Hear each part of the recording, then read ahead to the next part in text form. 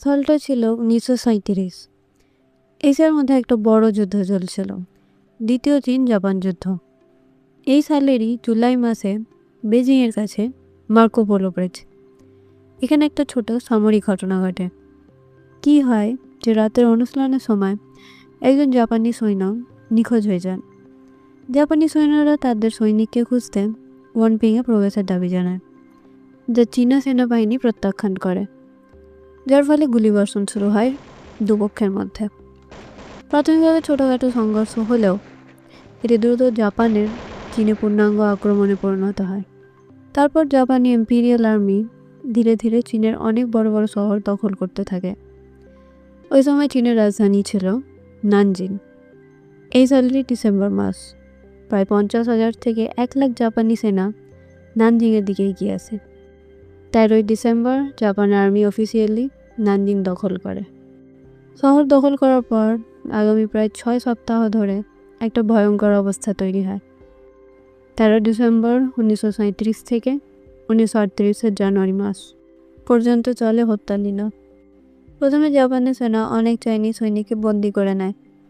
তখন ইন্টারন্যাশনাল যুদ্ধনীতি অনুযায়ী আত্মসমর্পণ করা সৈনিকদের যুদ্ধবন্দী হিসেবে রাখার কথা, কিন্তু অনেক জায়গায় এই বন্দীদের দল করে নানজিংয়ের বাইরে নদীর ধারে খোলা জায়গায় নিয়ে গিয়ে একসাথে গুলি করে হত্যা করা হয়।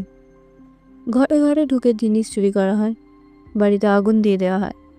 এই ঘটনাগুলো তো কিছুই না, মানুষের জীবন্ত মাটিতে পুঁতে দেওয়া, কুকুর দিয়ে আক্রমণ, জীবন্ত পুড়িয়ে মারা, অঙ্গচ্ছেদ করা বা ক্ষতবিক্ষত করা, আর তো সবসময় চলেছে।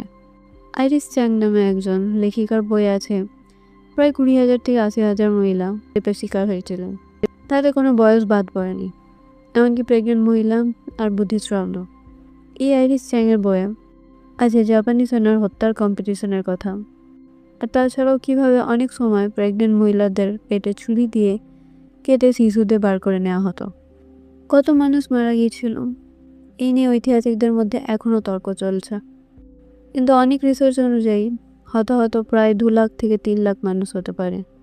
যুদ্ধ শেষ হওয়ার পরে এই ঘটনা নিয়ে ইন্টারন্যাশনাল ইনভেস্টিগেশন হয়। আজ চায়না আর জাপানের মধ্যে এই ঘটনার দায়িত্ব নিয়ে আলোচনা চলতেই থাকে। নানজিংয়ের মতো ঘটনা আমাদের বারবার মনে করিয়ে দেয় যুদ্ধে সবচেয়ে বেশি ক্ষতি হয় সাধারণ মানুষেরই।